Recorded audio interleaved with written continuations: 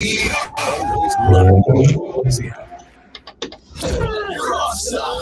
is Offsides with Marc Ryan. Blunt, open, honest sports talk.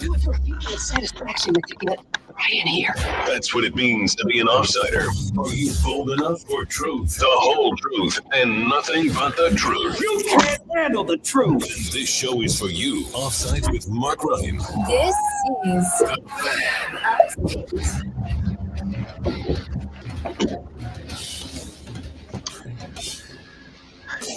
What's good, my friends? This is the most interactive sports talk show anywhere. It's Offsides. Marc Ryan and Diesel, and we are the Fan Upstate, rolling on until 7 o'clock p.m. today.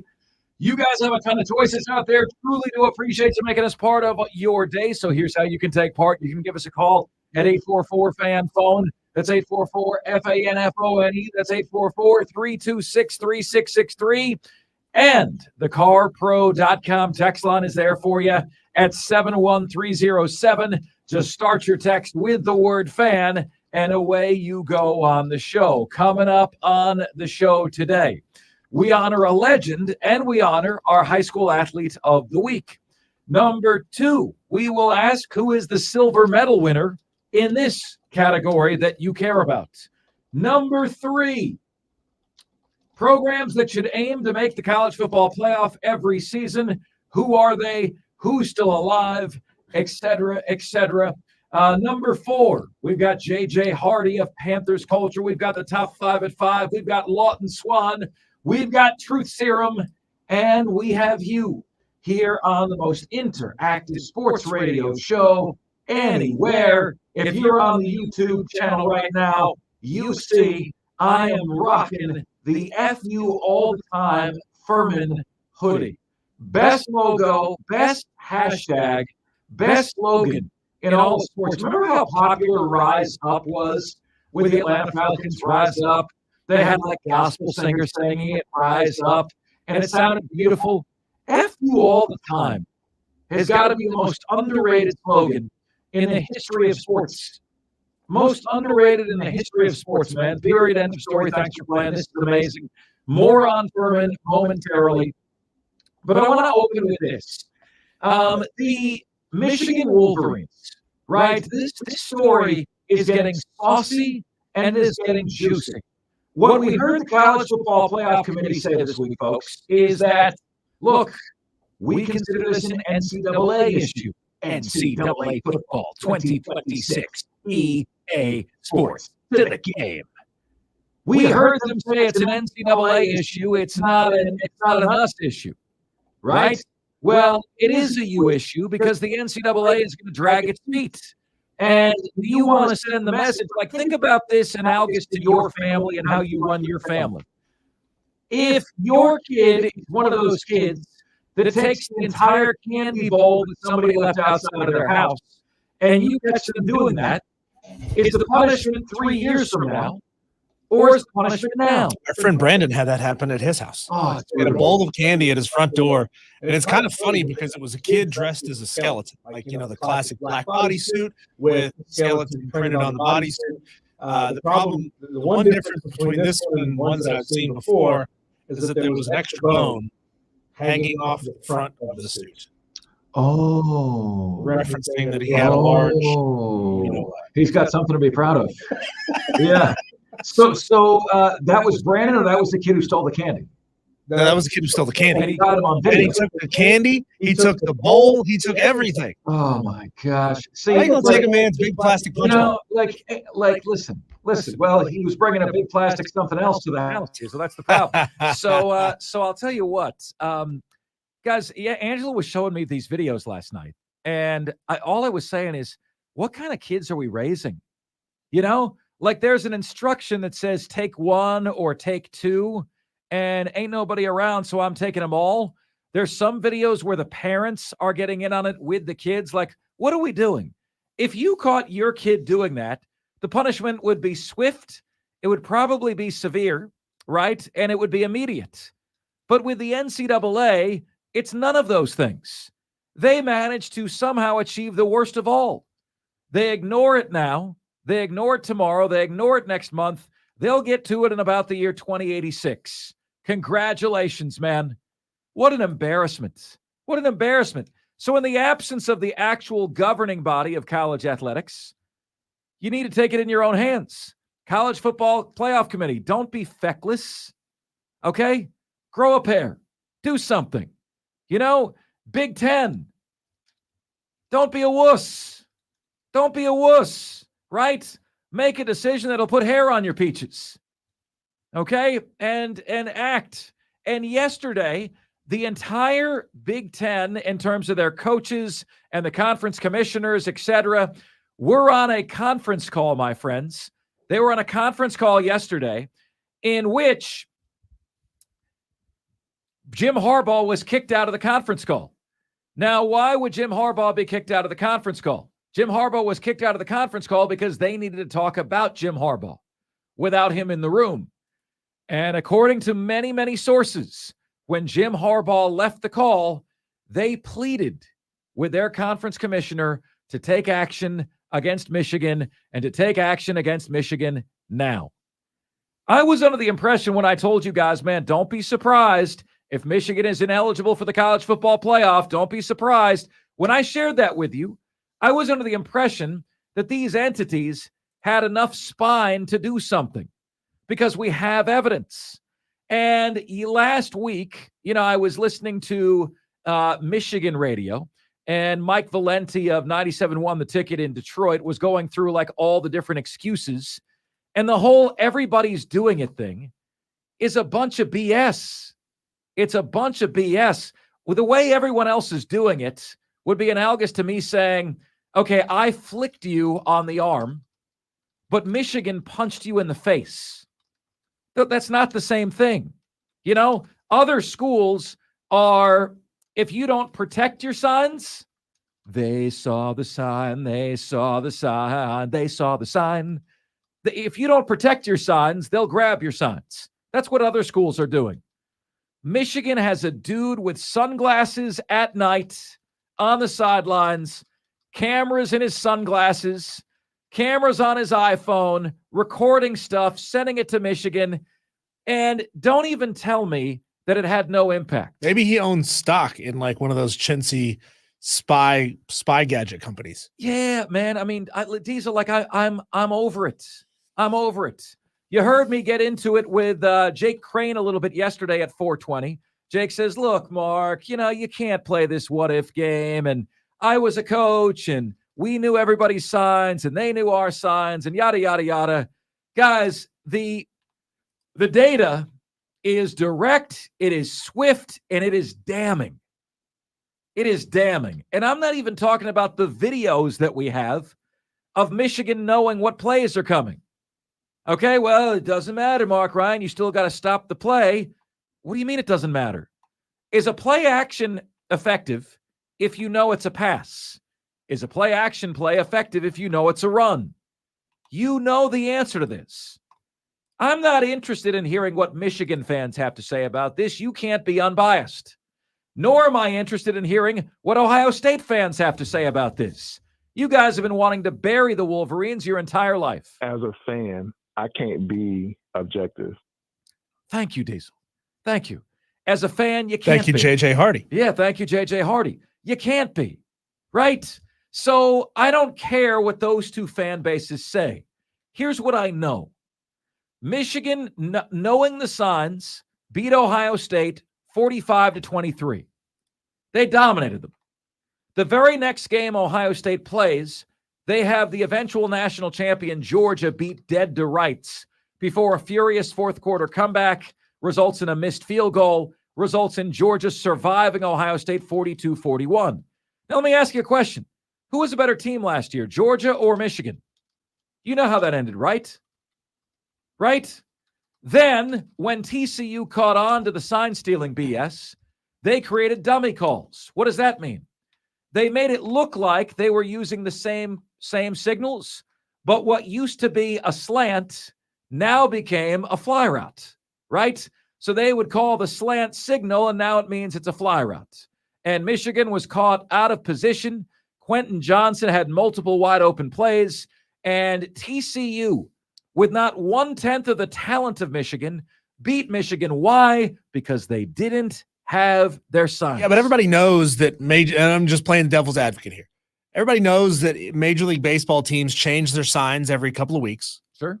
Can even change them mid-game if they suspect that something is going on, that something is amiss. And maybe it just adds a level of complexity to the game of, all right, now we used to be able to just get away with sending in the signals. Now we got to send in dummy signals. Look, the answer is right there in front of your face, as Matt Rule pointed it out. Just put a damn microphone and a speaker in the quarterback's helmet and let coaches call the play in via the radio. And then you can't steal the signs anymore. We don't have to deal with these stupid four-way photos. One of them is Taylor Swift. The other one is a boogeyman. The other one is a stapler. What does it all mean? Why is the NCAA so ass backwards on this? There are things in sports, Mark, and I don't want to take us too far off topic here. There's things in sports that baffle our mind. Like, why isn't there an RFID location chip at both ends of the football? Why isn't there an invisible barrier line across the goal line where we know if the tip of the football crosses the line, a red light's going to go off somewhere. It's going to tell people that the ball absolutely crossed the goal line. Now we just got to look at the knee and figure out where the knee was when the ball crossed the goal line.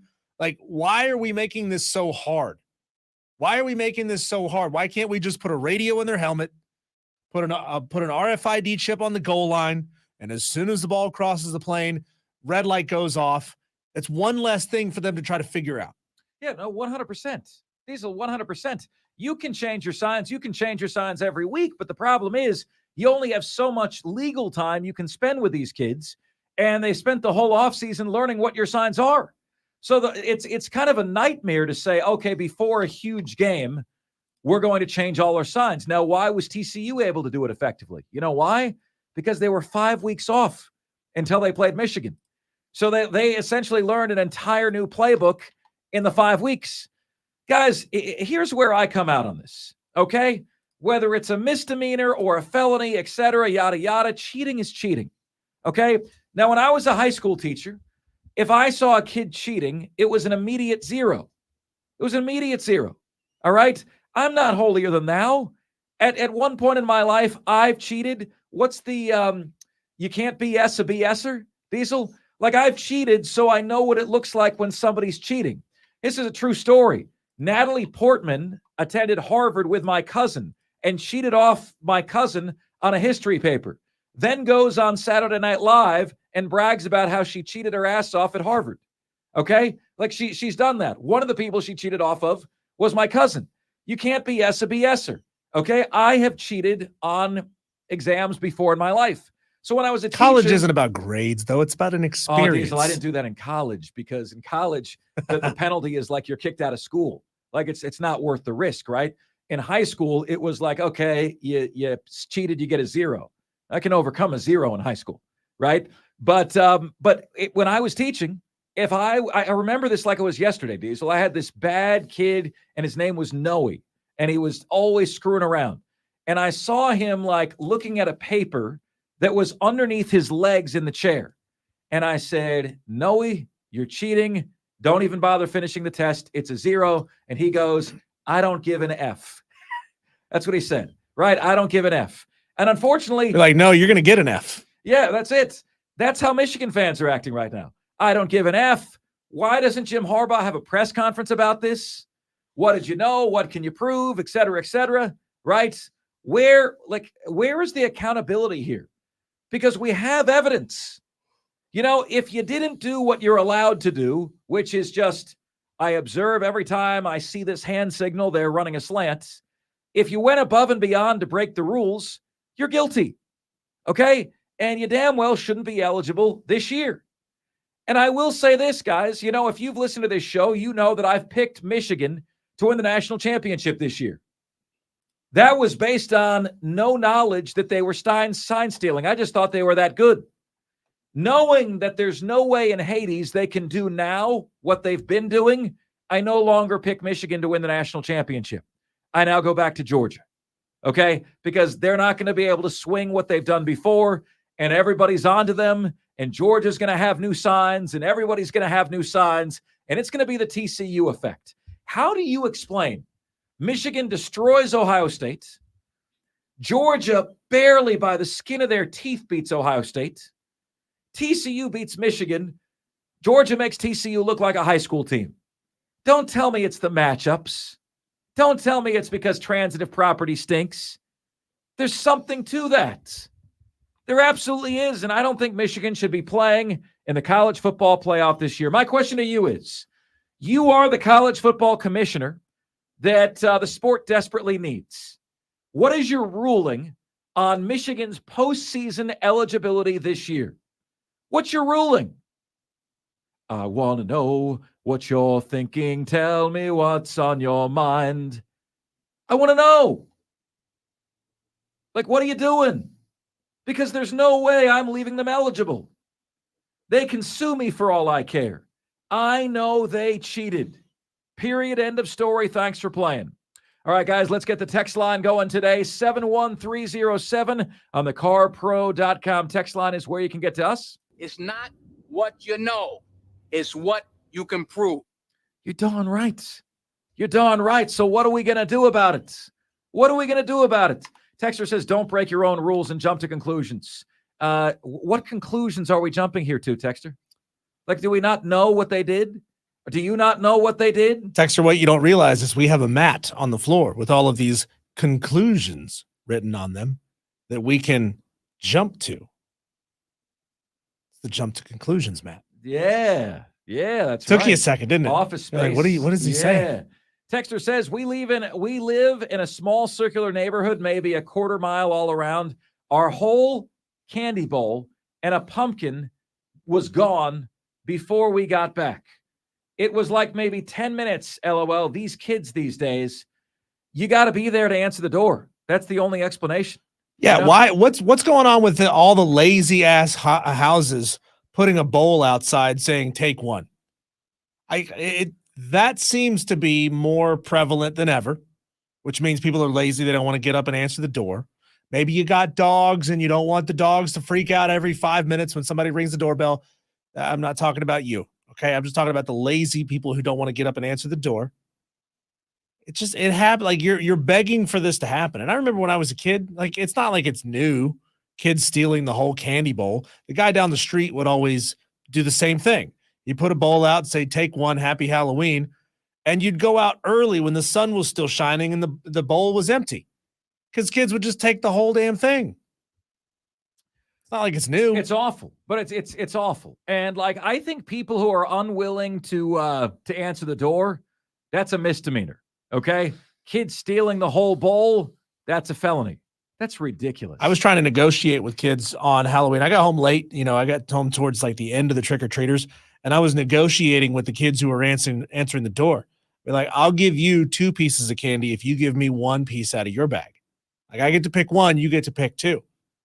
And like for a 5-year-old, 6-year-old, 7-year-old, they don't understand this concept. Yep. They think, oh, you're taking candy out of my bag. This sucks. But I'm like, no, you're getting 1 extra piece of candy. You're getting 2 for 1. Yeah.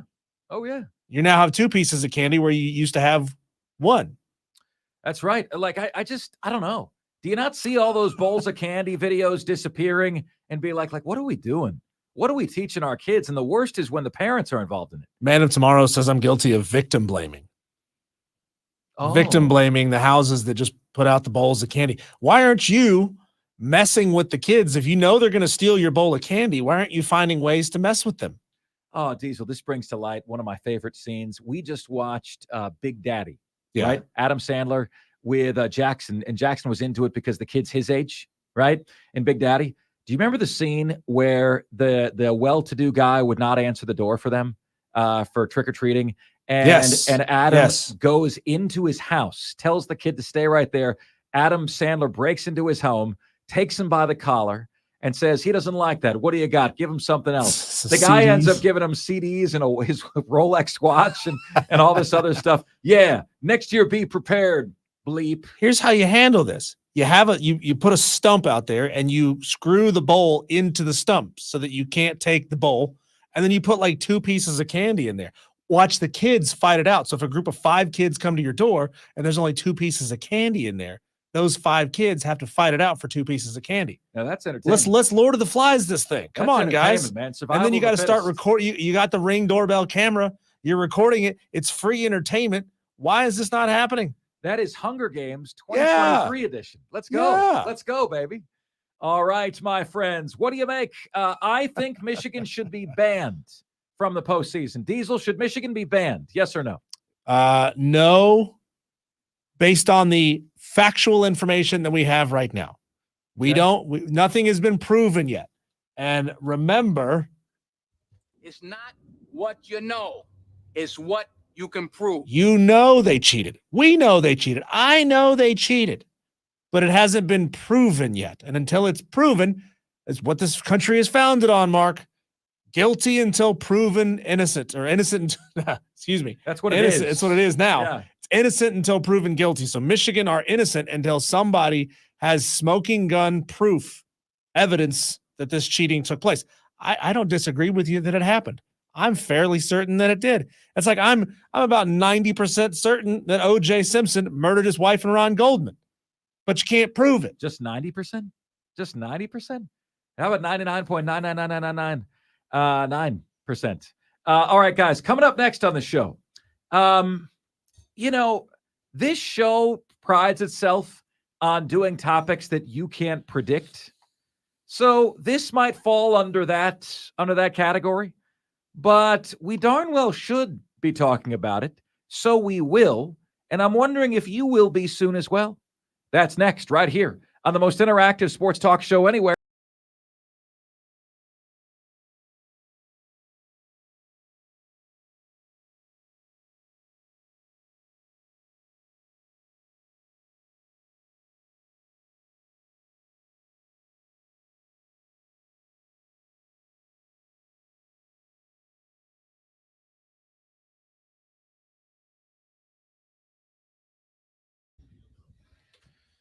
Coming up in this very segment, you'll have a chance to win 2 tickets to the Ingles Asheville Classic Basketball Tournament featuring Clemson, UAB, Maryland, and Davidson. Now, you're not just going to 1 day's worth of basketball. No. You're going to 2 days worth of basketball. Friday, November 10th, and Sunday, November 12th. You'll get 2 tickets to both days, full sessions. You'll get the semifinal games, third place, and championship games. And your chance to win is coming up later on in this segment, less than 10 minutes from right now. There you go. Take advantage of that opportunity. This is going to be an awesome, incredible basketball tournament, and we want you to be able to go. So make sure you get yourself in queue as soon as we say the magic word, and you too could be Asheville bound to see some incredible basketball. 844-FAN phone. That's 844-FANFONE. That's 844-326-3663. A couple of programming notes to you as well. Make sure to get your upset picks in. You have until tomorrow, 7 p.m. to do that, right? We need your name, we need your game, and we need your point spread on the carpro.com text line, 71307, to start your text with the word fan, and away you go on the show. All right. Other programming notes. I will be having a CBS Sports radio show this Saturday from 5 p.m. until 10 p.m. Eastern time. A portion of that you'll be able to hear right here on the Fan Upstate. We also have some games that we're carrying, but if our coverage cuts off and you'd like, you can listen to the rest of the CBS Sports radio show on the Odyssey app, AUDACY. And guys, as I do every time, and I'm blown away by you guys in a very, very good way, I will have our local text line open. So if you want to text the show locally, I will get to your texts nationally. How about that? Does that sound good? We appreciate you so very, very much. Okay. 71307 on the carpro.com text line is the number to get to us. And let's get to Alex and Chesney. Alex, we've asked, right? Do you ban Michigan from the postseason? Do you let Michigan play? Or do you deliberate on that until you have a conclusion? What's your answer, Alex? Let them play because I want to see my Ohio State Buckeyes whoop them. That's not the postseason, though. They're going to be playing in the regular Okay. season anyway. Right. So right. I don't think we're gonna. I don't think they should be We're gonna- eligible for the postseason. Yeah, well, it don't matter. We're going to end up there after we whoop them in the regular season. They're probably going to end up there anyways, and we can whoop them again. So what do you what Mark, do you Mark Diesel? I just wanted to say real fast. Love you guys. I love the show. Mark, you are one of the best sports radio guys that I've had the pleasure of listening to, and I enjoy every minute. Oh, Alex, thank you so much for the kind words, bud. And great to hear from you. Don't be a stranger. Call us up every time, anytime you want, especially if you're willing to say such nice things about us, Alex. That means the world to me, man. Thank you so very much. Very nice. So, Ohio State fan says, Michigan, bring it on. We ain't scared. We don't need a no scare medallion to play you guys, right? We don't need any of that stuff. And I value that. I really do. So I'm in the band Michigan camp. And, this whole Michigan, you know how that when they arrest you, Diesel, they say you have the right to remain silent. Michigan should not have the right to remain silent here. Like the silence is deafening about what's actually going on here and their guilt. The other thing I want to get to here, guys, is how do you guys behave? How does your behavior change? We've asked you the question, how do you do a down season, right? And what changes in your behavior? And some of you guys said, well, Marc Ryan, I drink more. And because I drink more, the belly gets a little bit bigger. And I do other things, and I'm not watching the games, and I'm spending time with the family.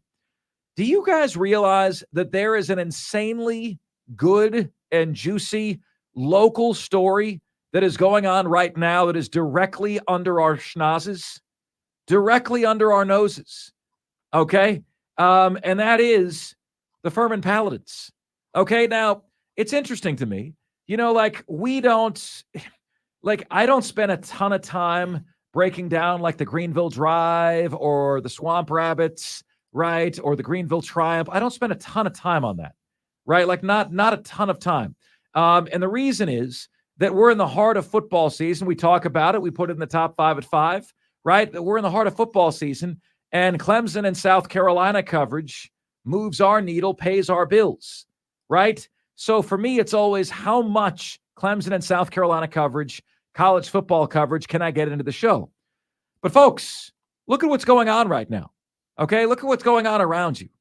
South Carolina's season has imploded, okay? Now they're fantasizing about the 12% chance that they can make a bowl game. Okay, those are the odds. South Carolina sweeps their 4 games against non-top 25 competition, all of which are at home. Jacksonville State, Vanderbilt, Kentucky, and Clemson. Okay, 12% chance to run the table, South Carolina. Clemson is, about to have a losing record in November for the first time in about 15 years if Notre Dame beats them on Saturday. A losing record in November for the first time in how many years? You tell me. 13 years? 11 years? Right? A very, very long time. The Furman Paladins, my friends, are the number 2 team right now in the FCS. They're number 2. All right? And they don't F you all the time because they love you. They love us. We love them. We absolutely love, thank you, Andrew. You're the man. Thank you so much. We absolutely love them, and they love us, right? They're tremendous. But I will say this to you guys. I will say this to you. I'm wondering if there is room in your football-loving heart to give a new team a shot, to give the Furman Paladins a shot this year. Because Clemson is really the upstate's college team, right? South Carolina has a faction of fans here. Our research says it's 57% call Clemson their favorite team, 24% call South Carolina their favorite team, and 19% say other. Okay? 19% say other. Well, Furman's among that other. Every time we run the poll, who's the 3rd most popular team in the upstate? You know what the results are? Georgia wins, but it's very, very close. It's like 52-48, 51-49. What Furman is doing right now is incredible. Incredible. Only lost this year to South Carolina. They led that game in the second quarter. Okay? And they are just going through, and they're not winning all these games 50-3. They're going in workmanlike fashion, and they're doing business, and they're taking care of business, and they're never losing. Buck Thomas says Furman might be ranked number 2 in the FCS, but the Gamecocks are the best practice team in America. That's right. That's right. Furman beat Kennesaw State 31-28. Furman beat Samford 27-21. Last weekend, Furman beat East Tennessee State 16-8. These are not biblical beatdowns, okay? But you know the song, all they do is win. Who is the artist there, Diesel? All they do is win, win, win, no matter what. That's all they're doing. And it's an incredible story. DJ Khaled. That's what they're doing, and it's incredible. And they're at Chattanooga this weekend. Chattanooga's a pretty good football team. They can clinch, I believe, at least a tie for the SoCon Conference Championship this weekend, and they can clinch them getting the bye or them getting the automatic bid in the postseason. If that happens, everybody's hands go up. That's right. And they stay there, and they stay there. Up, down, up, down, up, down. Guys, this is an incredible story. You know, it's an incredible story. And I understand that, like, Mark, Clemson's playing Notre Dame, and the South Carolina's playing the Jacksonville State Gamecocks, and the winner gets the right to the name Gamecocks. And I understand that that's compelling and that's interesting to a greater number of you, which is why we spend the greater number of minutes talking about that, right? Because that's our job. We're in the ratings business. Do you watch Colin Cowherd's show ever, The Herd, or do you watch Maggie and Perloff? How much time do they spend talking about, not the very main topics? Not a lot, because they're in the ratings business just like we are. We see the numbers. Diesel, what was it like? 19 out of our top 20 most viewed podcasts were Clemson and South Carolina content, something to that effect. I mean, it's insane how, like, that is the gift that always gives. Clemson and South Carolina content. You want to have a podcast that has a lot of downloads? Make it something punchy about Clemson or South Carolina, and you, my friend, have won. But that doesn't mean we shouldn't honor, appreciate, respect, prop up the unbelievable job that Furman is doing right now, man. Because I'm damn proud of them. And if you are a football fan right now that is disenchanted, disenfranchised with what's going on with your team this season, I'm going to offer to you the Furman Paladins and my highest recommendation to take them in the rest of the way. All of their games are heard in their entirety right here on the Fan Upstate. Coverage of this week's game against Chattanooga will begin at noon. Okay? Or do you guys find yourselves getting into what Furman is doing? You know, do you find yourself listening to this show and saying, man, I wish these guys would talk about Furman more? Well, I'll tell you what, man, they've opened my eyes. You know, Clay Hendricks joins us at 6 p.m. today. They've opened my eyes, Diesel, and I'm damn proud of them. Elite football is fun to follow. It really, really is. You know, and again, being a fan of a team that was FCS at the time when we were elite, it was mind-boggling that we couldn't get Greensboro media, Charlotte media, Raleigh media to even acknowledge what was happening in Boone. So good on you, Furman. You got us talking about you. You're doing the right things. You keep winning, we'll keep talking about you more. Yesterday was our producer, Brandon Holden, his daughter Holden's birthday. Diesel, let's sing Holden happy birthday. What do you say? Who's Holden? Brandon's daughter. Oh. Happy birthday to you. Happy birthday to you. Happy birthday, dear Holden. Happy birthday to you. Happy birthday, Holden. We love you. Thank you. We appreciate you. Happy to do it, Brandon. Happy to do it. John G coming in with his upset pick. Coming in strong, going Wake Forest plus 6.5 points over the Dukies. Over the Dukies. Kyle D chiming in. He goes, look, man, as penance for yesterday's pick, I'll take Clemson plus 3.5 over Notre Dame as my pick. I despise Clemson. Texter says, we need a new segment where Mark raps. That would move our needles. What if I beatboxed for you, Texter? What if I beatboxed for you? I despise Clemson. I don't even like their kids or their dogs. The drop game. You guys were on it yesterday. We got new drops from Nelson. I despise Clemson. I don't even like their kids or their dogs. We got a new one from Just the Facts. They have a hard time knowing doo-doo from apple butter. We got a new one from Leprechaun of Lyman. Here, kitty, kitty. That is my favorite one. You guys Diesel. were all over it yesterday. That is my favorite one, Diesel. That is my favorite one. All right. What say you that I give you, because you've asked for rap and Drew L has brought us rap snacks. What do you say I give you a little beatboxing action, okay? I don't know that I can do this. As a matter of fact, I'm pretty sure that you guys are going to say I probably can't, okay? But I am feverishly trying to get our YouTube camera back up and running here so I can show you guys. So here we go. All right.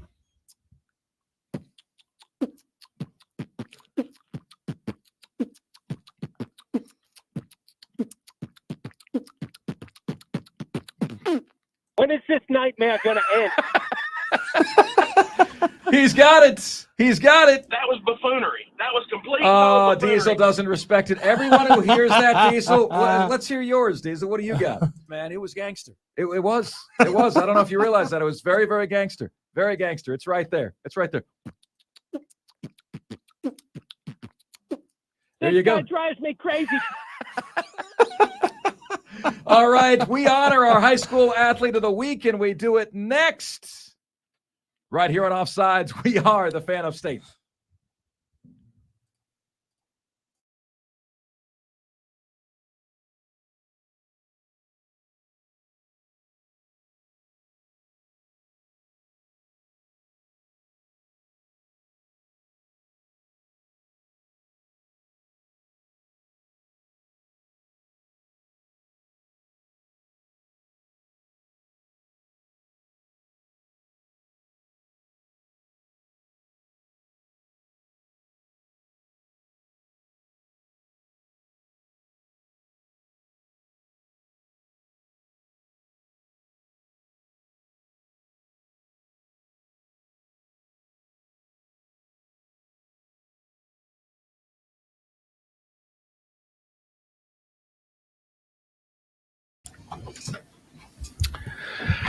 It's Offsides. Marc Ryan and Diesel. We are the Fan Upstate. Joining us right now is our high school player of the week. His name, Matthias Scott. Running back, Chapman High School. 20 carries, 176 yards. And Matthias joins us right now on the show. Congratulations, young man. How are you today? I'm doing good. How about yourself? Man, I'm doing well, man. 7 straight regional titles. Do you guys just not share well, man? I mean, like, why can't you share the regional title with anybody else, bro? Come on. I just, we don't like sharing, so it's just, we want what's ours and we know what's ours, so we're going to get it.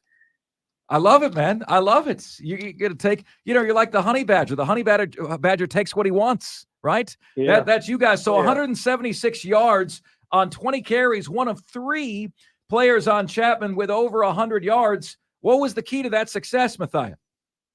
Online and being behind them and hoping they have the confidence and just opening up holes. And what we just talking about, one of it is we want to score. We want to progress. We want to move forward. No negative plays.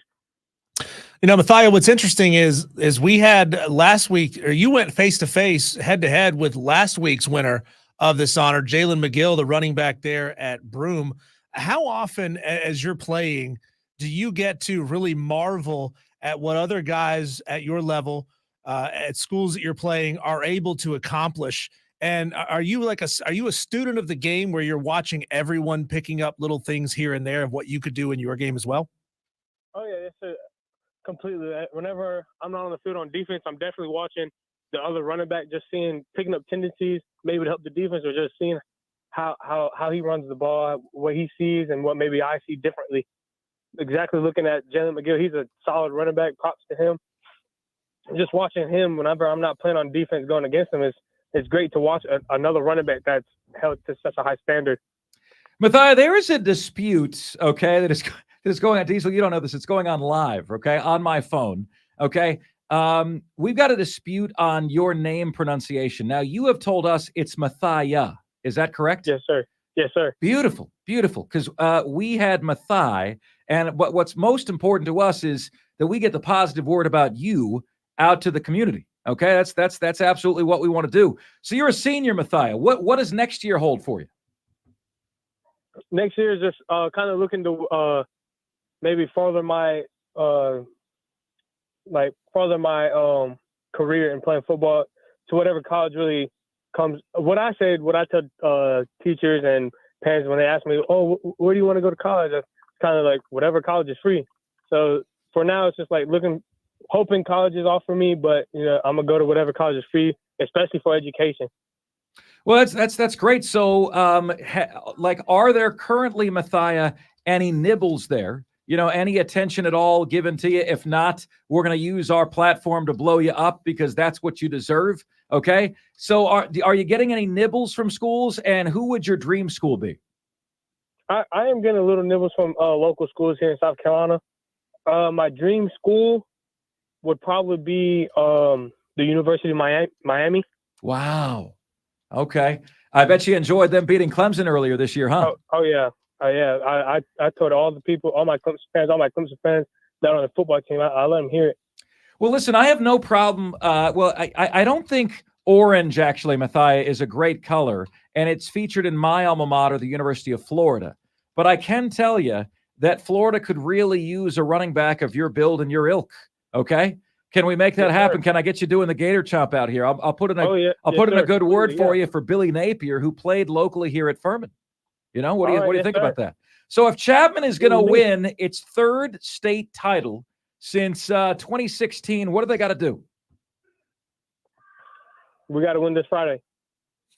It's one and done. So right now, focus is on winning Friday and being back in that locker room, being back in that classroom Monday.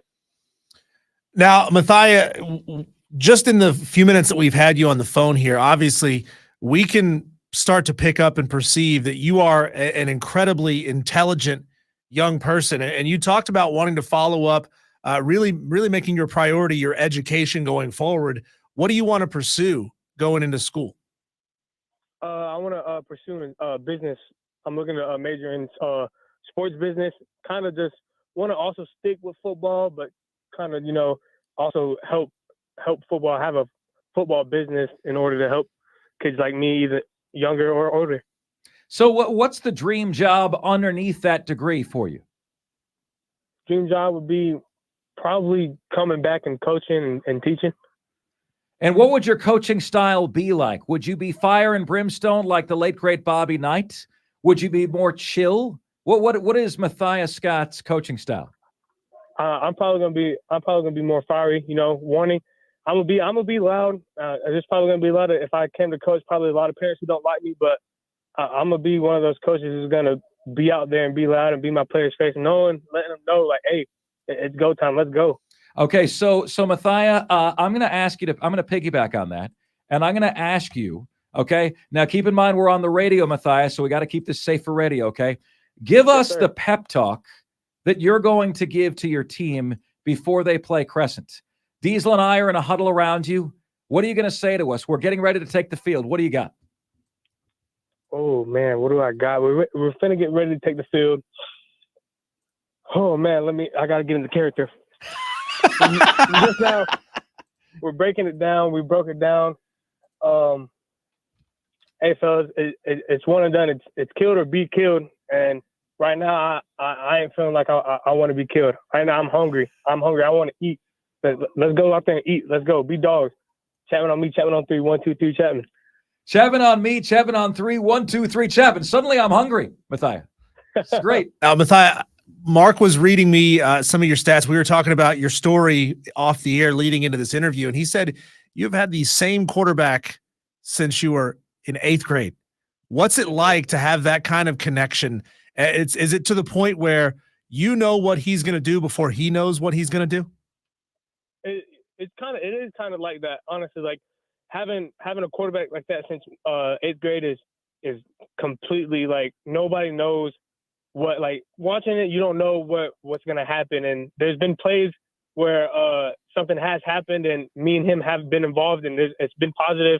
Like I said, we don't take negative plays around here, but it's been positive. And our coach is just like, oh, hey, why did you call that? And we were like, we didn't call it. It just happened. And me and Coleman Gray, my quarterback, we kind of clicked. And so like, I know what he's going to do before he does it. He knows what I'm going to do before I do. And it's just kind of like, he kind of calls it out or I'll kind of call it out. And it's just like, we're always on the same page and we're always a page ahead of everybody.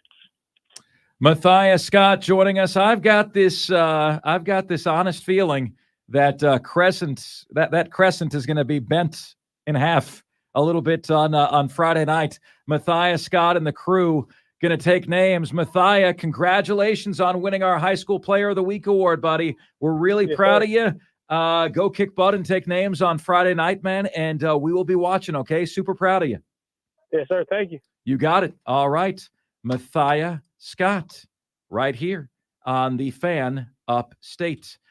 Coming up next on the show, Offsides honors a legend. But first. And we will also give away those tickets that we teased and forgot to give away. That's coming up on the other side of this break.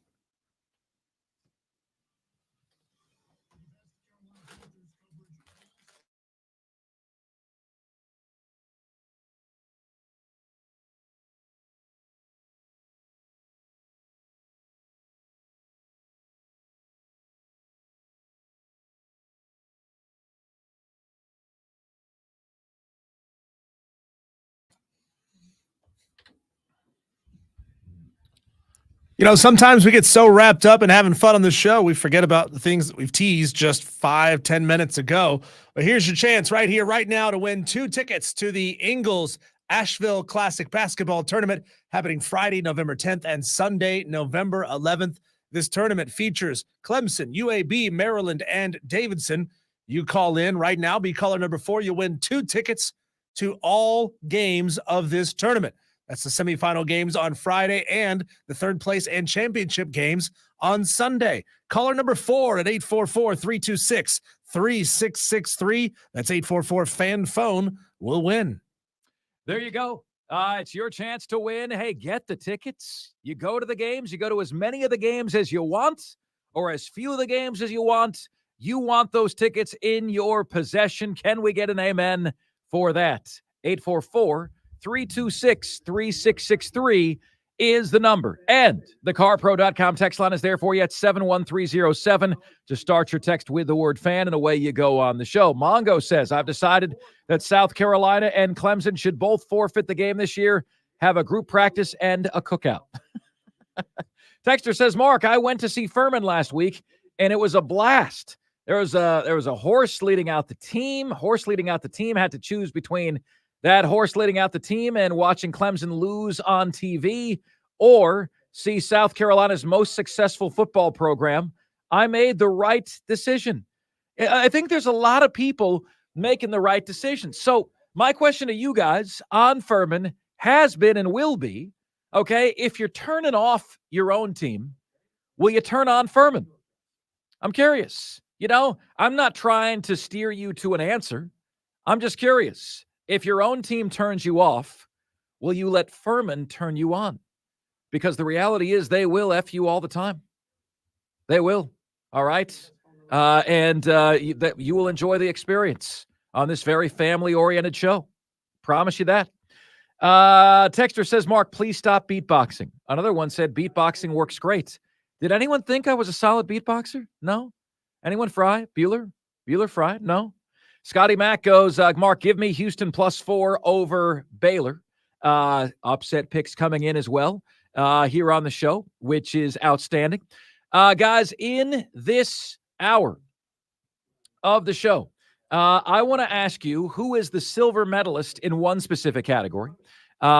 We've got J.J. Hardy coming up on the Carolina Panthers post the trade deadline. Carolina did not make a trade in advance of Tuesday's trade deadline.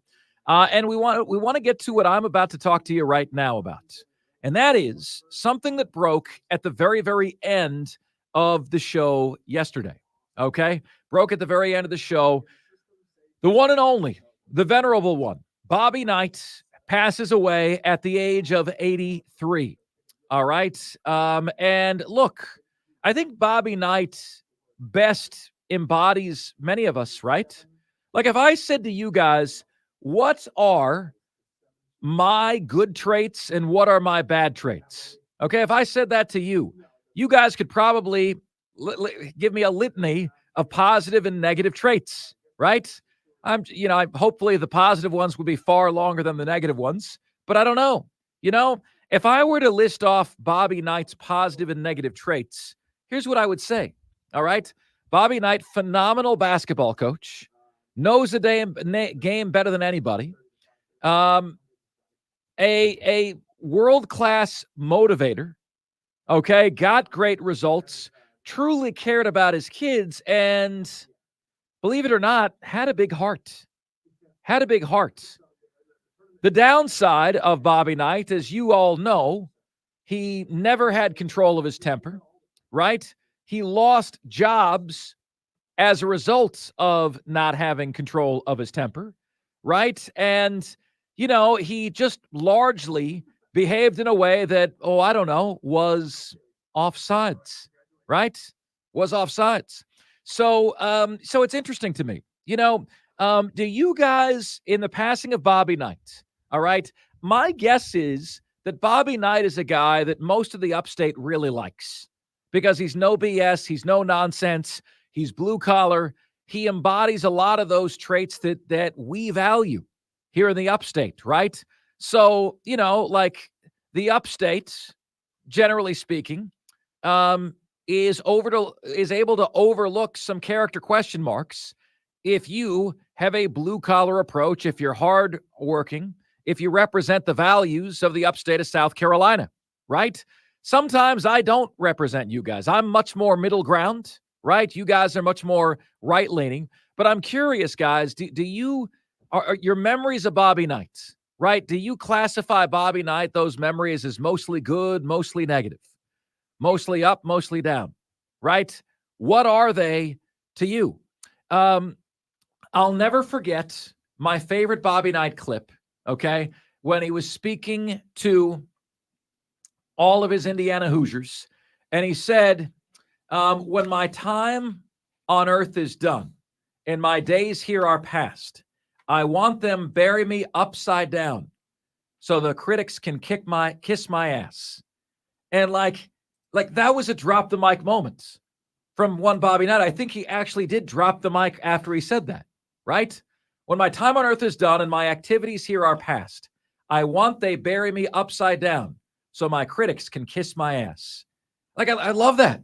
He even rhymed it. It was incredible. Diesel, do you believe that you could have, it's a tough question.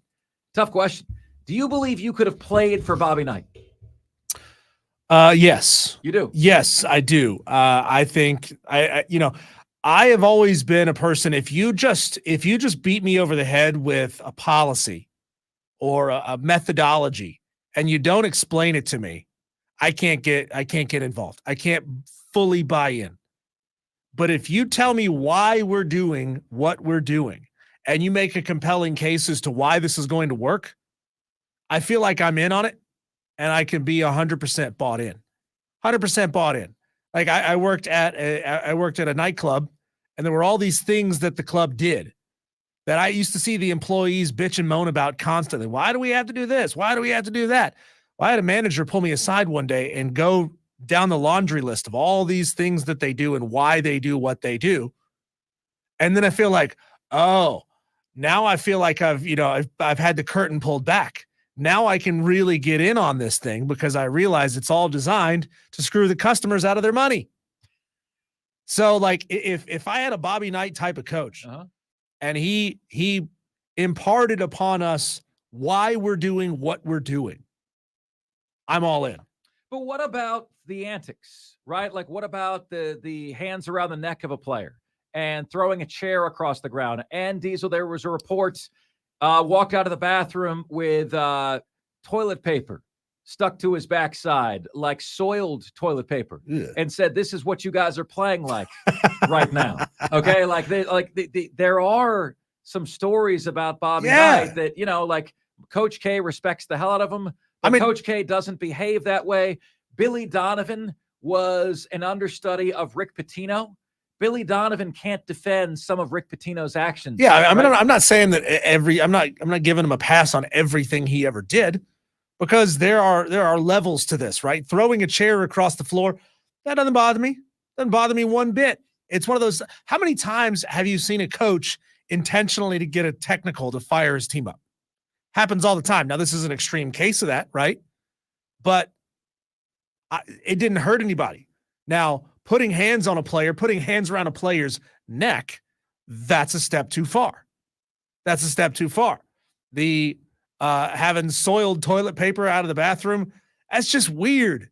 Everybody's got a weird sense of humor. Everybody's got an odd thing that, that is okay for one person, but it's not okay for another person.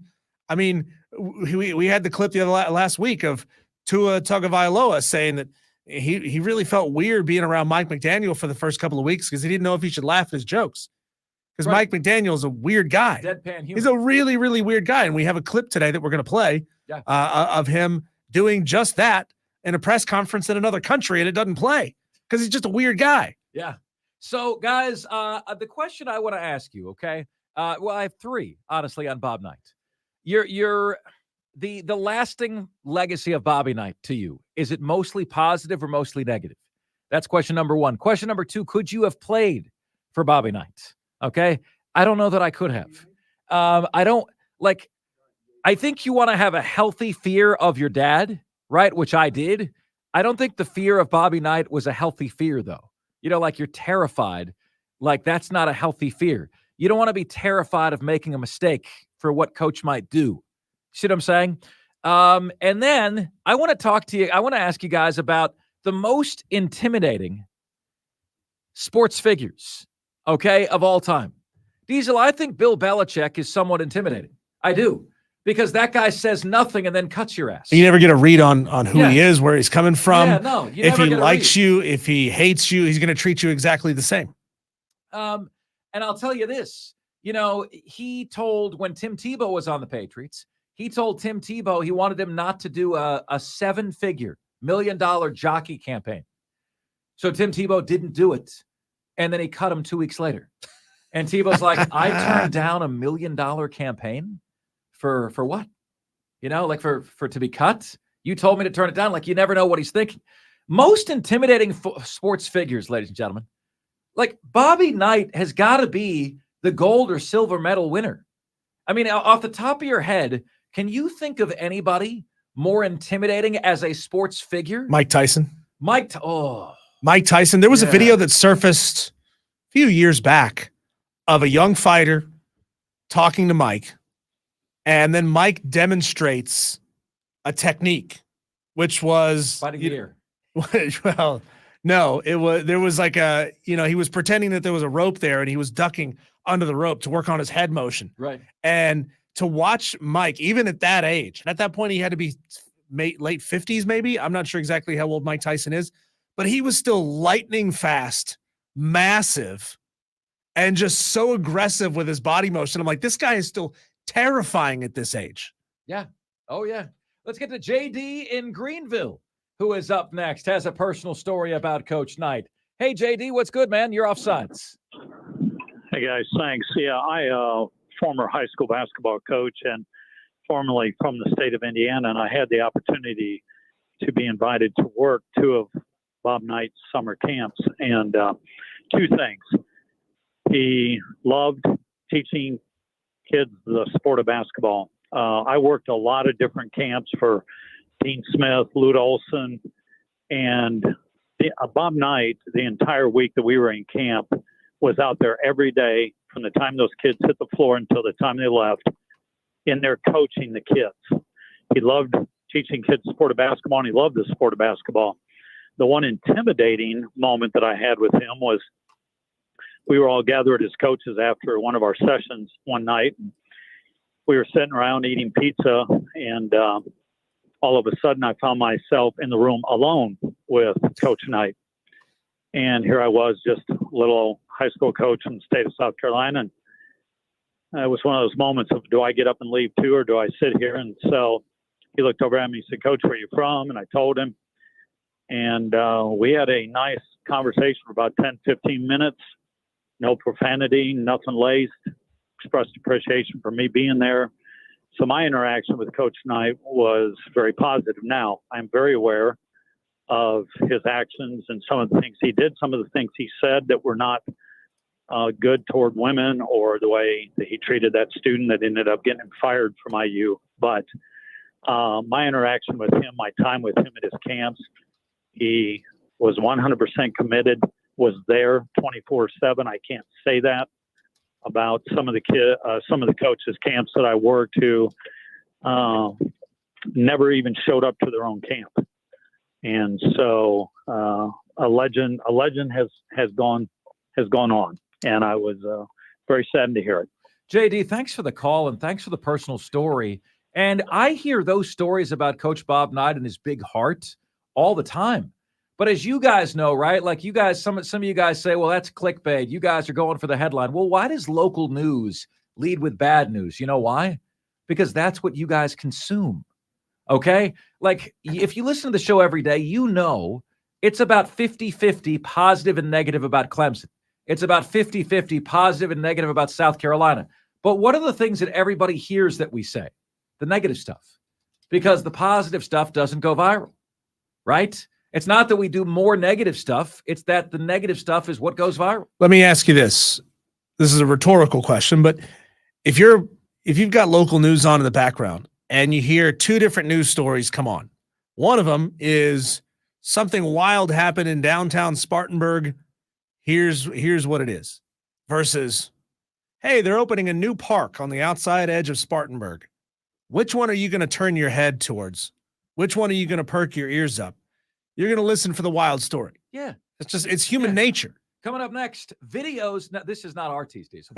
Coming up next, we got videos of all of the Halloween candy that kids stole from your own Ring doorbells. Or listen to the good that's being done in the community by this one particular organization. Everyone wants to see the videos of the kids stealing the candy. It is what it is. Mongo is up next. Hey, Mongo wants to chime in on intimidating sports figures. Mongo, Bongo. Hey, Mongo, what's up, buddy? What's going on, guys? So my dad played high school football for a legendary coach, W.L. Varner, in Woodruff, South Carolina. And one of the winningest coaches in the nation and all this kind of stuff. But anyways, he had notorious stories about him breaking broomsticks over chalkboards at halftime, beating up lockers and stuff like that. There was a story about he used to let the visiting teams dress in the girls' locker room during football games. Oh, boy. And a school had come in. Woodruff beat the snot out of them, and they decided they were going to mess up the locker room. So they smeared stuff all over the walls, toilet papered the walls and stuff. Monday morning, Coach Varner got in his maroon and gold van, drove to that school, and came back with a check in his hand.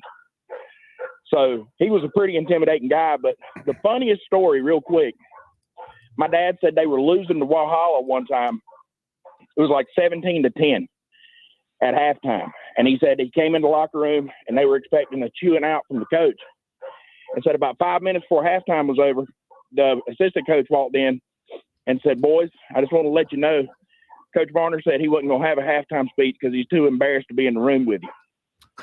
And he said that was the greatest halftime speech he's ever had in his life, and they came out and destroyed Walhalla in the second half. Yeah, you don't lose to Walhalla with Coach Varner around. Mongo, thanks for the call, man. I do really appreciate it. Okay, guys, we're asking you, all right, number one, your lasting memories of Coach Bobby Knight. More positive, more negative.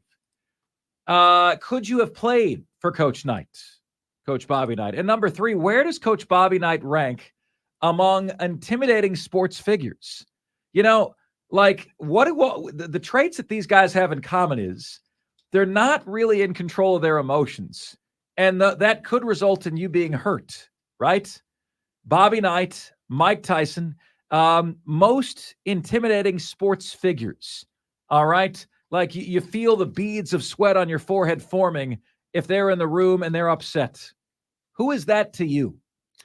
Congratulations to Alex from Spartanburg. Alex from Spartanburg won the tickets to go see the Ingalls Asheville Classic. We'll have another chance for you tomorrow on the show, as will Rob Brown. And I do believe Monday and Tuesday we will have tickets to give away for that as well. All right, my friends. Up next, we are going to continue this conversation. Most intimidating sports figures of all time, and where does Bobby Knight fall on that list? We're offsides.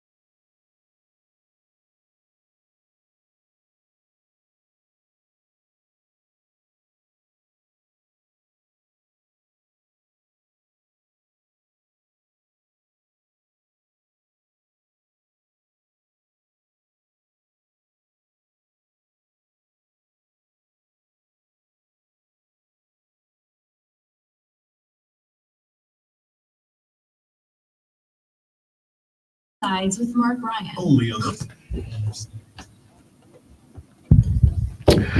It's Offsides. Marc Ryan and Diesel. We are the Fan Upstate, rolling on until 7 o'clock p.m. today in honor of the passing of the late, great Bobby Knight. Where does he rank on the all-time list of intimidating sports figures? Texter says Undertaker, hands down. Well, I said sports figures, not cartoon figures, Texter, okay? Undertaker's not a sports figure. Brandon Burnett says, hey, Mark, your positive is you're a good guy. Thank you, Brandon. And you do great radio. Your negative is that you're a Florida fan. Texter says, most intimidating sports figure, Woody Hayes. Well, I'll go with that one. Grabbed the Clemson player by the face mask and punched him in the throat. Oh, yeah. Roger Carper's taking Oklahoma State +6 over Oklahoma. That's a really good pick, Roger Carper. And we've got Jacksonville State +15.5 over South Carolina. So says Rodney Mintz. Most intimidating sports figure, Bud Kilmer or West Canaan? Who's that? That's from the movie Varsity Blues. Oh, okay. Yeah, don't know. Played by John Voight in the movie Varsity Blues. This is a real one. Most intimidating sports figure, Mike Singletary. Rumor has it he would this is terrifying. Rumor has it Mike Singletary would hit people so hard with his eyes wide open that his contact lenses would fly out. Yeah, Mike Singletary with eyes open has got to be one of the most intimidating. And do you put Bo Jackson on there? Because like literally, if Bo Jackson wanted you dead, you wouldn't last another second, right? Does that make him intimidating? Or is he not really that intimidating because he was mild-mannered and he had his emotions in check, right? Like what Mike Singletary is there. What about Mean Joe Green? What about Franco Harris, right? Franco Harris. I'm truly thinking of, some of the bouncers in sports, some of the enforcers in hockey, right? Who are those guys? All right, my friends, Lawrence Taylor, hands down, Bill Romanowski or Ray Lewis. So says Mongo. Terrifying. Absolutely terrifying. We have got JJ Hardy, Panthers Culture, joining us next, right here on the most interactive sports talk show anywhere. Offsides, Marc Ryan and Diesel. We are the Fan Upstate.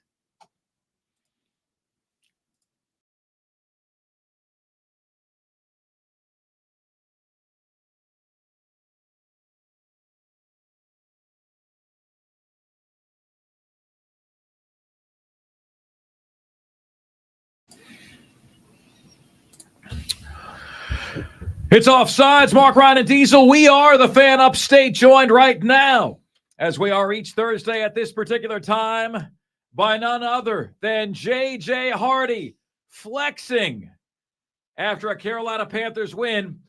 He called it. He called it, and we have a drop from J.J. Hardy. Diesel, can we play the J.J. Hardy drop for J.J. with J.J. On the line? I think that would be pretty cool, don't you? Here we go. As a fan, I can't be objective. There you go. As a fan, he can't be objective. Well, I'll tell you what, JJ, you don't got to be objective anymore, man. You are off the schneid. How did Carolina do it? Welcome to the show. They did it by playing complimentary football. I felt good going into that game, and I didn't feel like they were that much of a better team than us. At the end of the day, we were the top two teams picking last year, and not necessarily because we were the worst team in the NFL, like the Houston Texans almost was, but because we were two teams that were building new coaches, and I just felt like they didn't have a distinct advantage over us. Two rookie quarterbacks, two good defensive coordinators, in my opinion, and the only thing that I thought that could have tripped us up was Thomas Brown just being too new to his role as a play caller. But I felt pretty confident just based on the things that Frank Wright was saying about Thomas Brown all throughout that week, with him being heavily involved with the playbook establishment, going back to the spring, and then just his readiness and his confidence in Thomas. And it was good to see Thomas come out with a plan for Bryce Young. Bryce Young looked really, really comfortable running the plays that he called. The only thing that really made him not on time with his passes and running the plays was just our offensive line couldn't protect. But overall, I felt confident going into that game. It wasn't like we were all that decisive in winning that game, but I just felt like the game came down, to what it came down to, with Bryce being able to facilitate that last drive, lead us to a game-winning field goal. And didn't think we would blow them out by any means, which we did not. But I think the better team actually won. And I think that could have been the pivot point for our 2023 season here in Carolina. Now, JJ, I liked what I saw, the way he was calling the game, the way Thomas Brown was calling the game. What he was trying to do was very, very evident. And you called it last week, being an aggressive play caller. But like you said, the offensive output still just was not there. Carolina didn't exactly blow the doors off on the offensive side. So what do you think? What's your prediction over the next 2 or 3 weeks as Bryce Young in this offense gel around Thomas Brown's play calling style? Do you think we get past the point where we're hoping to see a second or gasp a third offensive touchdown in a game? Do we get to the point where they look like an effective offense more than just one time per game? I think so. When you look back at this past Sunday, we should have had 2 touchdowns, right? We were down inside the 5-yard line and just couldn't punch it in. And I think given those opportunities again, I think we would score.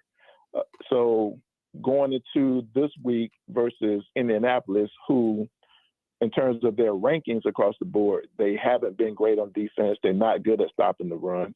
And so, the Houston Texans only were allowing 18 points per game, coming into our game.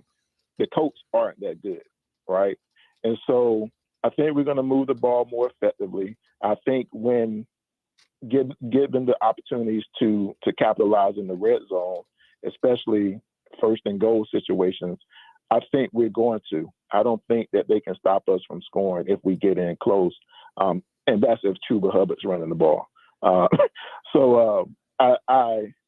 I'm pretty confident that we can score multiple touchdowns in the game. It may not be Bryce Young throwing for multiple touchdown passes, but I think we will find the end zone multiple times in the coming weeks, not just this week versus Indianapolis, but I think the following week versus Chicago as well. I don't think either defense is strong enough to prevent us from scoring multiple times via touchdown. JJ, the Dallas Cowboys come to the Carolinas later this month on November 19th. Micah Parsons and company what kind of prayer group will you be leading for Bryce Young with Micah Parsons coming to town? A mustard seed based, faith-based prayer group. There you go. There you go. That's going to be brutal, man. No one can block that guy. It has that look and feel, just based on, and that's just a class situation, right? In terms of weight class, in the NFL, Dallas, as much as I hate them, they are heavyweights, right? They got superstars on both sides of the ball. They got a really good quarterback in Dak Prescott. They got a really good wide receiver in CeeDee Lamb, a good running back. And then on the defensive side, Micah Parsons, who I really won in Carolina a few years ago, by the way. He leads that defense. They got Stephon Gilmore, a Rock Hill homeboy who should still be a Carolina Panther as their top cornerback right now with Diggs being out. They just have so many, stars and, productive players on that team, coming in, and going to face that team with the type of roster we have. We just don't have the dogs, I think, to go toe-to-toe with them. Yeah, I'm really just hoping for a competitive showing. Yeah, I got you. But bigger picture, though, that's the only game I see, JJ, on the next 8 that I would classify as unwinnable, right? Colts at the Bears, at the Titans, at the Bucks, at the Saints. I mean, 3 straight road games is tough, but the opponent's not so much. Falcons and Packers, 7 of the next 8 games I classify as winnable, especially when you can just beat the surprising Texans. JJ, I thought you were nuts a few weeks ago when you said there's multiple wins on this team's schedule. Multiple wins. I got to tell you, man, of all the games I watched last weekend, college or pro, and we broadcast in a college football heavy area, the only enjoyable one that I saw was Carolina. And you got to be feeling the same, man. Like you look at some of these games, would it shock you if Carolina beat Tennessee or beat Atlanta or beat Green Bay? Wouldn't shock me at all. Very, very manageable schedule here moving forward. No, I mean, I always thought the back half of our schedule was, more favorable than the first half. Not that I didn't plan on winning a couple of the early games. I just felt like going into the season that we could go easily 4-2 in the division. I was really thinking 5-1, but we're already beyond that. So I think right now we have to look at, like you said, those games versus those teams that you named. I think they're all winnable. I think we just have to do our job. The only thing that really concerns me about any of those games is our protection, right? I think our defense, if we continue to get healthier, Von Bell returns this weekend, hopefully. We heard good news about J.C. Horn maybe coming back within 1 or 2 weeks. If we get to that stretch of the schedule where our starting cornerback is back, both safeties are there, Luvu and everybody that's still there are still healthy and able to play, especially Brian Burns, who did not get traded. So, you have to count on those guys being here now, right? So I think our defense, as we get healthy, I think you'll start seeing that unit return to the form we expected to start the season. And Bryce Young is going to get more and more comfortable. We just need Ike Ekwonu to play up to his pedigree as a left tackle, in my opinion, to give Bryce the time that he needs to operate, because I think we're going to get better play calling for our quarterback with Thomas Brown. I just think we have to give our quarterback time to make the plays that he needs to make to win these games. He hosts the Panthers Culture Podcast, JJ Hardy. There were a lot of rumors and prognostications on trades, especially around the wide receiver position. And the trade deadline came and went, and the Panthers failed to pick up anyone. Why? Incompetence. I think it's incompetence, but I was really upset on Tuesday, when nothing happened, because I thought after winning the game on Sunday that would make them make a move in one way or the other, right? And so we won a close game, 15-13. You saw that even though Bryce Young made plays, it almost felt like, he made plays with the guys that we had, and nobody was special that game in terms of receivers. Adam Thielen has been special, so I won't take anything away from him.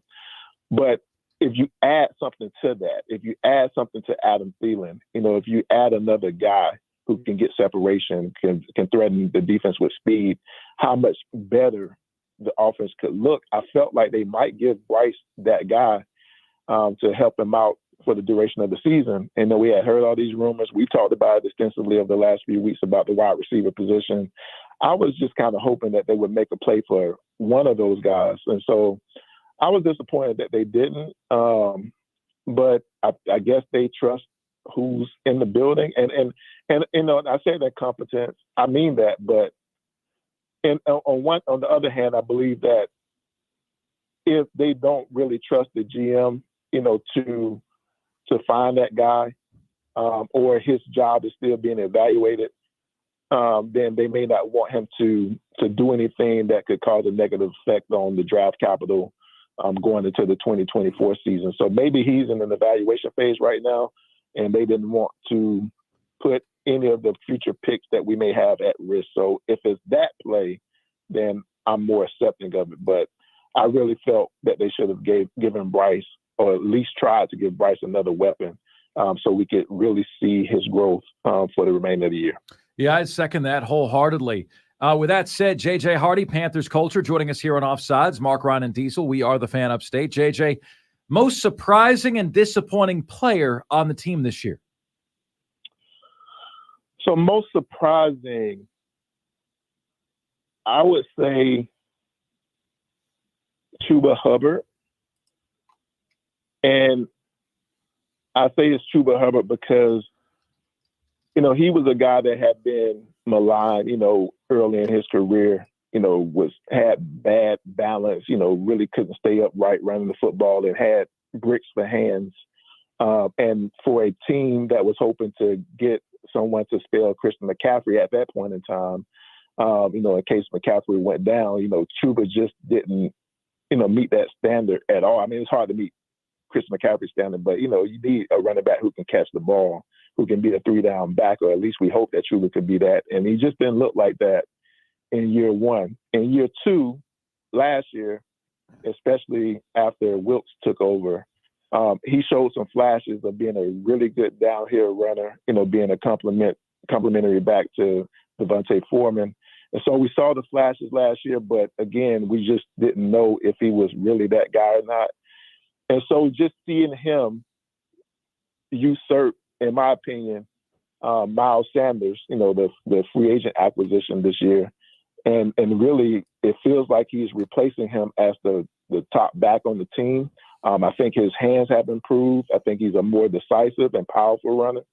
He looks more explosive than Sanders, and I want to commend him for the work that he's put in to being ready to step into that role. So he's my biggest surprise, pleasant surprise. The most disappointing player, in my opinion, has been Ekwonu. I had mentioned him earlier. We drafted Ike Ekwonu, with I believe the 6th overall pick last year. And so when you go that high for a left tackle, you are hoping that left tackle can be a stalwart almost from day one, because of his measurables, because of the things that you scouted about him. And, he was right there at NC State, so they should have seen him a lot, there, in Charlotte. And I just expected more. I just expected him to be a better pass protector than what he has shown. I did have questions about him coming out of the draft, but last year, he was a rookie, so I let some things slide. He really looks to have regressed a little bit, or this new blocking scheme that they use really doesn't fit his play style as a powerful, aggressive mauler type offensive lineman. I think he's struggling with his assignments in this zone blocking system. And he's putting my quarterback at risk. And that's why he's been a disappointment to me. But I do think he has the tools to fix it. But that's a lot of self-work that only he can do. And hopefully he's taken to coaching. He's being very self-critiquing in his techniques and everything, so he can look to improve, because I don't want him to be the reason that we don't win some of these winnable games that we got coming up. JJ, now obviously the Stabs know each other very well between the Panthers and the Colts this weekend. I mean, Frank Reich spoke yesterday about his close friendship with DC Gus Bradley. It's hard to say that the Panthers could even afford to play cat and mouse with a team like the Colts. I mean, you know, you play cat and mouse when you're trying to go away from what they think you're going to do and from what they know you're good at, because we don't really know what the Carolina Panthers are good at. So what do you predict offensively in a game plan for how the Carolina Panthers are going to try to handle this Colts defense? Frank Wright alluded to this yesterday. You know, his relationship with Gus Bradley, you know, the fact that he's grown from that Seattle scheme, that cover 3 scheme that they deploy out there, and that's been his staple as a DC.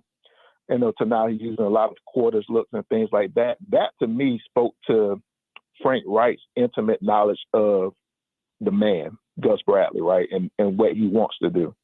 And, you know, that was his team. You know, a lot of those guys were guys that Frank Wright drafted. He knows what they're capable of defensively. He knows what Gus likes to call defensively. He knows the signals. He knows, you know, and I know that Gus knows that he knows that too, right? So he's probably going to, you know, put some wrinkles in there to disguise a lot of what he wants to do. But the reality is, Frank Wright plus our passing game coordinator, Parks Frazier, they are really, really familiar with this scheme because they practice against it every single day, right? So they know Gus Bradley better than the Colts know Thomas Brown, right? So I think we have a little advantage, you know, when it comes to what we're going to do offensively, because we know the soft spots in their zones. We know the guys on their team who can't cover in man if they go man. We know where to attack them, I think, better than they know how to attack us. And I think that's going to give us a slight advantage.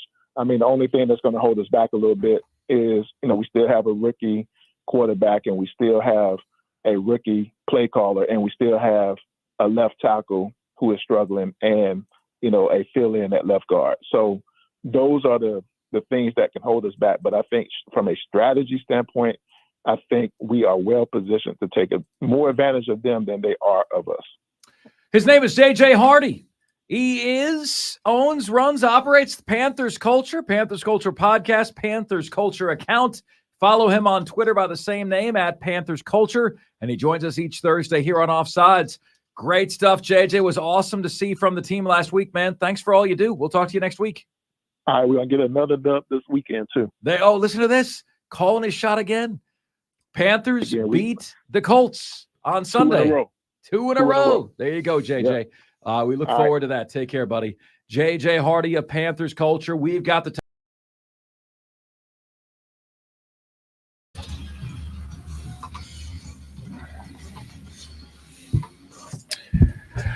What's good, my friends? This is the most interactive sports talk show anywhere. It's Offsides. Marc Ryan and Diesel, and we are the Fan Upstate, rolling on until 7 o'clock p.m. today.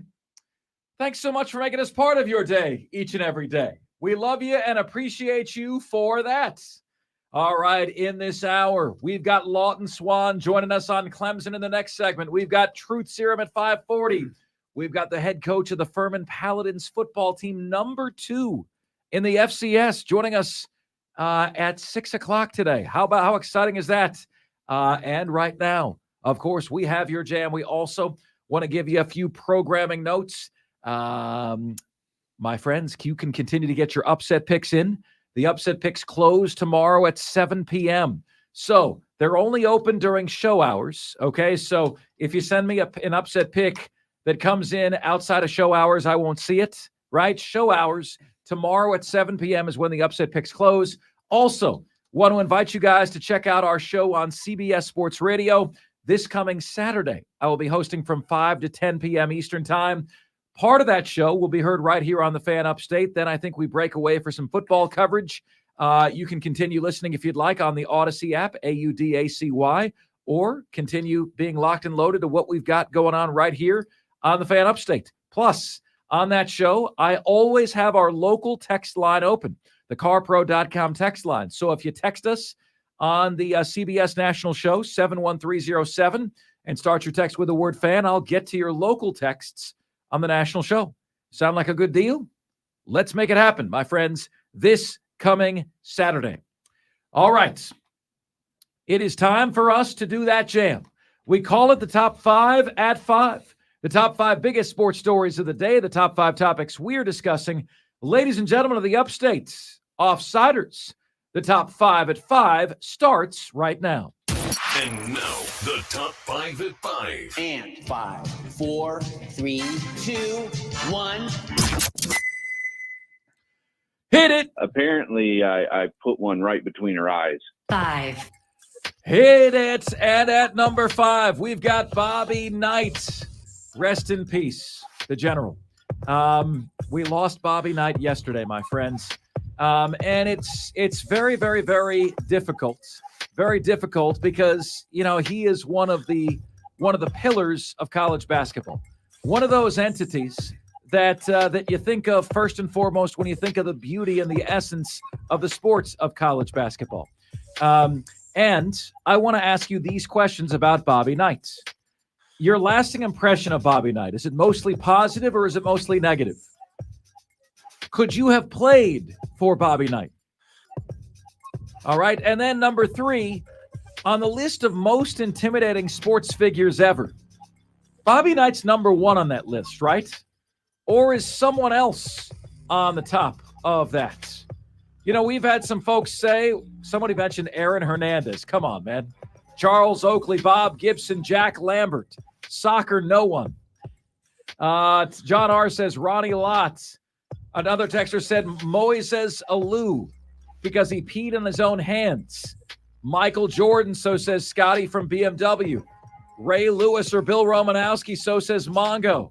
Dick Butkus. Lawrence Taylor, so says Tyler from Easley. Do you think Bob Knight was the most intimidating sports figure of all time? Number 1, do I think he's mostly good? Yeah, I think Bob Knight was mostly good. I think his viral moments were unfortunate, right? But I think he has a good heart, one of the best coaches of all time, right? Those who played for him, many of which truly loved him as a man. So I thought that was interesting. I don't think I could have played for him, you know, and I do think he's number 1 on my most intimidating athletes list. But what say you? Next up. 4. You know, folks, I'm curious if you have room in your sports watching schedule to allow Furman to wedge in there. You know, Furman is making a great pitch to become Greenville's team. They're everywhere you turn. They're everywhere you look. They're everywhere you go, right? And Furman has been effing all the time every single opponent they play this season. That's their slogan, F you all the time. And they're doing that, and they are succeeding. And they are now number 2 in the FCS to North Dakota State. Isn't that something? We've got the number 2 FCS team right here. So when you consider the dumpster fire that is the South Carolina Gamecock season, when you consider the dysfunction that is Clemson's season, why not get behind the great local story that is the Dins, right? They take on Chattanooga this weekend. You'll be able to hear that game right here on the Fan Upstate, and they would love to have your support. Number 2 team in the FCS hails from right here in upstate South Carolina. Do you guys have room in your schedules to maybe push out Clemson and South Carolina ever so slightly to make room for the best football team in the state? Furman, what do you think? Next up. 3. Man, this is awesome. This is really cool. A player that you and I have interviewed, Diesel, as our high school player of the week is starting a Power 5 game tonight. Who is it? Don't know? No. It is former Gaffney quarterback Grayson Loftus starting for Duke tonight. Wow. Against Wake Forest. Wow. All right, starting for Duke. We've had him as our high school player of the week. He was great. Gets the start tonight in Durham. Duke is a 6.5-point favorite. Shame on anybody, and there were quite a few of you who's taking Wake Forest to pull the upset tonight over the local kid. It's incredible. You know, it's just an incredible local story. How many of you guys were aware of that fact? That Gaffney's former starting quarterback, Grayson Loftus, is starting at QB for Duke tonight with Riley Leonard out. I'm pulling for him. I'll be watching. We'll be representing the upstate this evening. Go Grayson Loftus beat the Deeks. Next up. 2. You know, it was interesting. I did a little experiment last night, folks, and I said, like this post if you're watching the World Series. Over 110 likes later. I mean, my gosh, Diesel. I like this post. I'm thinking 5 or 6 likes. 110 likes. Like this post if you're watching the World Series. The baseball World Series to me felt more like a regional series. You know, Texas against Arizona, Arizona against Texas. But for some small reason, it captured you. Did you find yourself transfixed, grabbed by the World Series? What did the Rangers finish 10-0 or 11-0 on the road? I mean, that's got to be one of the most impressive postseason statistics of all time. I checked it out. I watched. I couldn't take my eyes off of it. I was, you know, the Rangers lineup reminds me of like a video game lineup because there's no hole in their lineup 1 through 9. They're incredible in terms of that feat. And when you can score 3, 4, 5 runs every single game with no exceptions, it sets you up to win the World Series. The Texas Rangers, therefore, won their first ever World Series last night. The first chance was blown by Nelson Cruz, who decided not to give up his body to catch the game-winning out against the wall against the Cardinals in 2011. So my question to you guys is, who is the next team that has yet to win a World Series that will do so?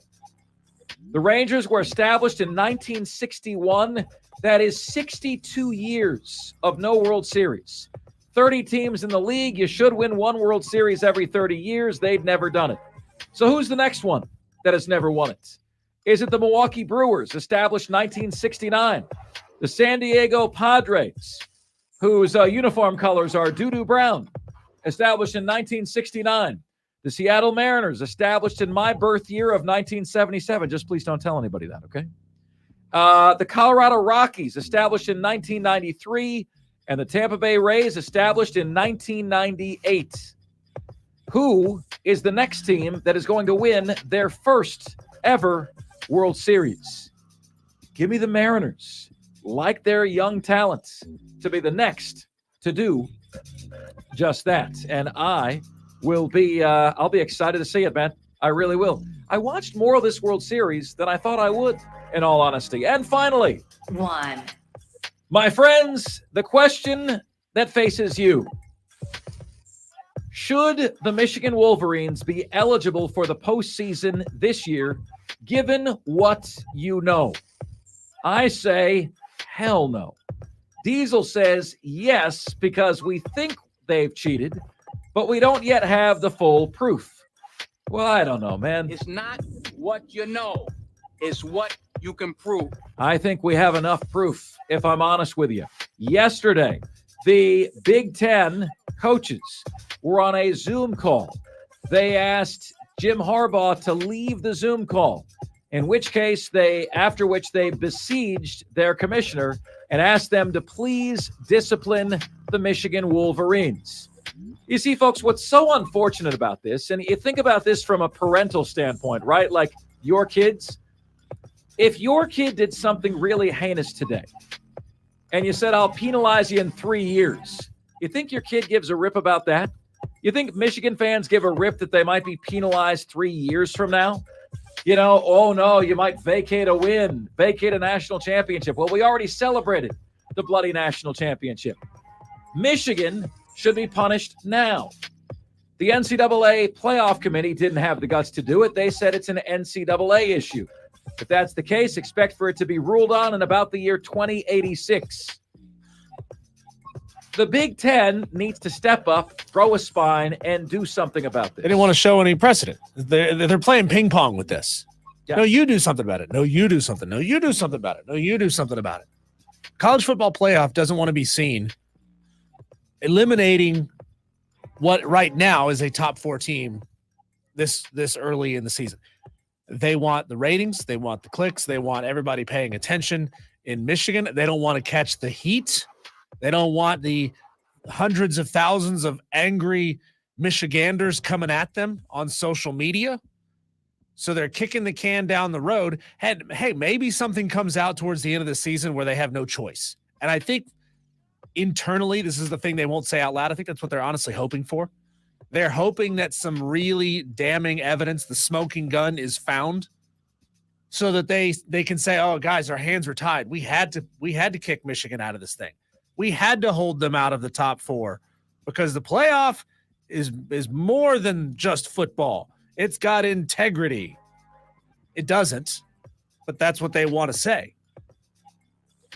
Well, what say you guys? You get to deliver the ruling and the verdict. Should Michigan be eligible for the college football postseason?